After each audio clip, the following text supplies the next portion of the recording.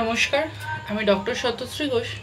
আজকে হলো হনুমান জয়ন্তী, তাই ভাবলাম আপনাদের সাথে সঞ্জীবনী কী বা সঞ্জীবনীতে কী কী ধরনের মেডিসিনাল প্ল্যান্ট ধরে সঞ্জীবনী পাওয়া গেছিলো সেই নিয়ে তো অনেক রিসার্চ আমাদের চলছে। তো সেই সম্পর্কেই বা ওই মেডিসিনাল প্ল্যান্টগুলোর কী কাজে ব্যবহার হয় বা আমাদের হোমিওপ্যাথিতে ওই মেডিসিনাল প্ল্যান্টগুলো থেকে কী কী ওষুধ তৈরি হয় সেই সম্পর্কেই সংক্ষেপে আপনাদের সাথে আলোচনা করব। তো শুরু করে যাই। সঞ্জীবনী কি আপনারা তো সকলেই জানেন। সঞ্জীবনী হলো কি যা সঞ্জীবনী, যা জীবনকে ফিরিয়ে দেয় বা জীবনকে পুনরুদ্ধার করে। বলা হয় যে হনুমানজি সঞ্জীবনী এনে লক্ষণের প্রাণ আবার ফিরিয়ে এনেছিলেন।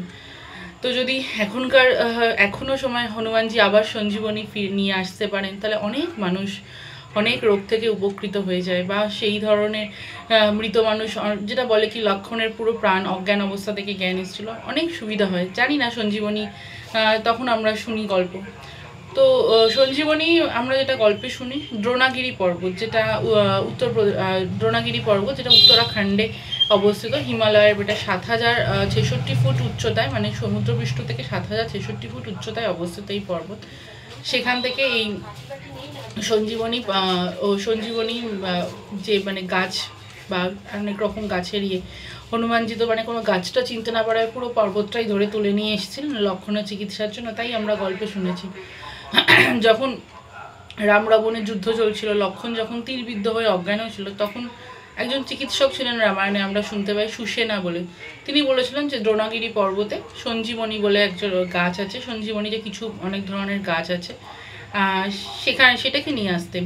তো এখানে মানে আমরা যেটা শুনি বা গল্পে শুনি বা যেটুকুনি আমি শুনেছি, মৃত সঞ্জীবনী যেটা হলো জীবন ফিরিয়ে আনার জন্য বিশল্যকরণী কি বলুন তো, যেটা হচ্ছে কি লক্ষণ যে বাণবিদ্ধ বা তীরবিদ্ধ হয়েছিল, সেই তীরটা বের করার জন্য বিশল্যকরণী। একটা হচ্ছে কি সাধনাকরণী বা সন্ধ্যাকরণী, এরকম আমি শুনেছি। সেটা যে স্কিনটা ড্যামেজ হয়েছিল তীরবিদ্ধ হয়ে, সেই মানে স্কিনটাকে, যা রিস্টোরিং দ্য ড্যামেজ স্কিন, সেটাকে। আরেকটা ধরনের গাছের কথা আমরা শুনি যে সাবর্ণকারণী। এটা হলো কি যে স্কিনের কালারটাকে আবার ফিরিয়ে আনার জন্য ইউজ করা হয়েছিল। তো মানে ন্যাশনাল বোটানিক্যাল রিসার্চ ইনস্টিটিউট থেকেই একটা জার্নাল, বা যতটুকু আমি সার্চ করে জানতে পেরেছি, সেখানে যে ধরনের পসিবল হার্বসগুলো পাওয়া গেছে সেগুলো হচ্ছে ধরুন আর্জিনিয়া টিবেটিকা। আর্জিনিয়া টিবেটিকা কিন্তু অনেক সময় জন্ডিসে বা আমরা মানে অ্যানসিয়েন্ট হিস্ট্রি যদি পড়ি, আর্জিনিয়া টিবেটিকা কিন্তু তারা মানে দেখা যাচ্ছে জন্ডিসে কিন্তু ইউজ করা হয়ে থাকে, যার মানে সিনোনিমস হচ্ছে ট্যানাসেটাম টিবেটিকা। আরেকটা হচ্ছে দেখুন, যেটা আমরা বলছি অ্যাথানাসিয়া লিনিফোলিয়া। এটাও কিন্তু যদি আমরা দেখি পুরোনো অ্যানসিয়েন্ট হিস্ট্রিকে যে দেখি বা পুরোনো মানে চিকিৎসা শাস্ত্র আমরা একটু যদি দেখি, তাহলে এটাও কিন্তু এই গাছটার মধ্যেও কিন্তু একটা অ্যান্টি ইনফ্ল্যামেটারি কন্ডিশন আছে। আরেকটা ধরুন দেখি কারাগানা চুনেটারও এই গাছটা যে পসিবল হার্বসের মধ্যে মানে সঞ্জীবনীতে ছিল। বা ধরুন চেসনিয়া চুনেটা, এটা মানে লাদাখ অঞ্চলে, লাদাখের দিকে ওই হিমালয়ের এরিয়াতে বা সাধারণত পাওয়া যায়। এটাও কিন্তু অনেক সময় কেটে গেলে বা ছড়ে গেলে ওই অঞ্চলের লোকেরা কিন্তু এখনও ওই গাছটা ইউজ করে, তাদের কাটা ছড়াতে এই গাছটা লাগাতে। বা আরেকটা গাছের কথাও আমরা মানে জানতে পাই সঞ্জীবনীতে ইউজ করেছিল, সেটা হলো মরিনা লঙ্গিফোলিয়া বা প্লুরোস্প্লান অ্যাপিলুয়েন্স টাও অনেক সময় ইউজ হয় অনেক রকম ল্যাক অফ অ্যাপিটাইট বা ধরুন বা প্লুরোস্প্লান হুকেরি। আরেকটা গাছের কথাও আমরা দেখতে পাই যে সঞ্জীবনীতে পসিবল হার্বসের মধ্যে পাই, মানে সার্চ করলে আমরা বা পড়াশোনা করলে জানতে পারি, সেটা হচ্ছে কি রডোডেন্ড্রন অ্যান্থোপোগন। এটা রডোডেন্ড্রন অ্যান্থোপোগন কিন্তু ল্যাক অফ অ্যাপিটাইট ট্রিট করতে ব্যবহার করা হয়। আর যদি ধরুন আমাদের হোমিওপ্যাথি ওষুধ যেটা আমরা তৈরি করি সেটা হলো কি রডোডেন্ড্রন ক্রেসিনেটাম। সেটা কিন্তু আমরা প্রত্যেকেই জানি যে রডোডেন্ড্রন আমাদের রিউমাটিক ডিজিজে, রিউমাটিক পেইন, ব্যথা যন্ত্রণাতে খুব ভালো কাজ করে। যে প্রত্যেকটা মানে রডোডেন্ড্রন অ্যাগ্রেভেশন হয় ঝড় আসার আগে, বা স্ট্রম অ্যাগ্রেভেশন যখন ঝড় আসছে সেই সময় রডোডেন্ড্রনে খুব একটা অ্যাগ্রেভেশনে ছড়িয়ে ব্যথা যন্ত্রণাগুলো বাড়তে থাকে, সেই দেখে আমরা রডোডেন্ড্রন ইউজ করি। এছাড়াও আরও অনেক রকম এতে রডোডেন্ড্রন আমরা ইউজ করে থাকি। আরও যে পসিবল হার্বসের কথা বলা হয়েছে সঞ্জীবনীতে, সেটা হচ্ছে কি সাসুরিয়া গ্রুপে, যেমন সাসুরিয়া ক্যান্ডোলিয়ানা, সাসুরিয়া গসিফিফোরা, সাসুরিয়া অভিভেলাটা বা সাসুরিয়া সিমফরসিনা বা ট্যানাসেটাম গ্রেসেলি।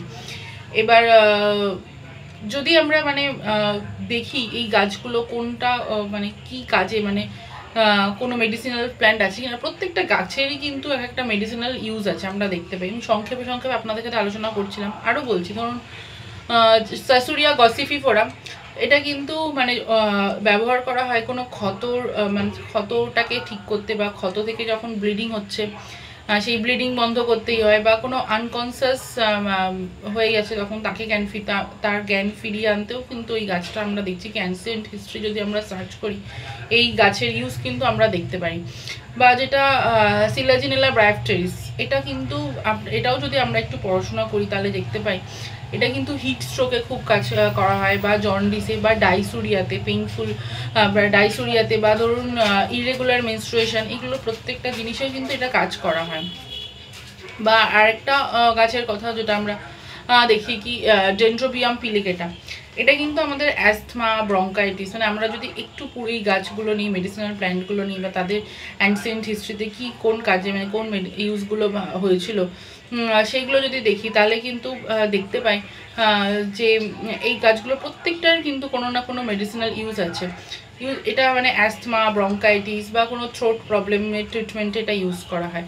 আর আমরা যদি আরও একটু পড়াশোনা করি বা আরও একটু দেখি জানতে পারি যে সুশ্রুত এই ডেন্ড্রোবিয়ামের সাথে আরও কোনো মানে গাছ বা কোনো কিছু নিয়ে এটা মানে স্নেক বাইটের ট্রিটমেন্ট করেছিলেন, বা স্করপিয়ন স্টিং এর মানে অ্যান্টিডোট হিসেবে কিন্তু ব্যবহার করি যদি আমরা একটু দেখি। বা ধরুন ক্রেসাকেটিটা গাছটার মানে রুদান্তি যেটা আমরা বলি, এটা আমরা হোমিওপ্যাথিতেও ইউজ করি, আমরা প্রত্যেকেই জানি। এটা ধরুন অ্যাস্থমা, ডায়াবেটিস বা সামার সিজনে অ্যাগ্রেভেশন হলে ক্রেসাকেটিকা আমরা খুবই ইউজ করি। আগেই বলি আর্জেনিয়া টিপিটিকার কথা আপনার সাথে আগে আলোচনা করলাম, এটা জন্ডিসে খুব ভালো ইউজ হয়। বা কারাগানা চুনেটারও কিন্তু আমাদের আর্থারাইটিস, ডায়াবেটিস বা বোন ফ্র্যাকচার, এগুলো আমরা যদি একটু দেখি ক্যান্সিয়েন্ট হিস্ট্রিতে, সেগুলোও কিন্তু এইগুলোর ইউজ আছে। মরিনা লংফিলিয়া এটাও কিন্তু মানে এটা হিমালয় বা তিব্বতী এই দিকেই গাছটা সাধারণত পাওয়া যায়। মরিনা লংফিলিয়া এটাও কিন্তু ডাইজেস্টিভ ডিসঅর্ডার ট্রিটমেন্ট করতেও কিন্তু ব্যবহার করা হয়।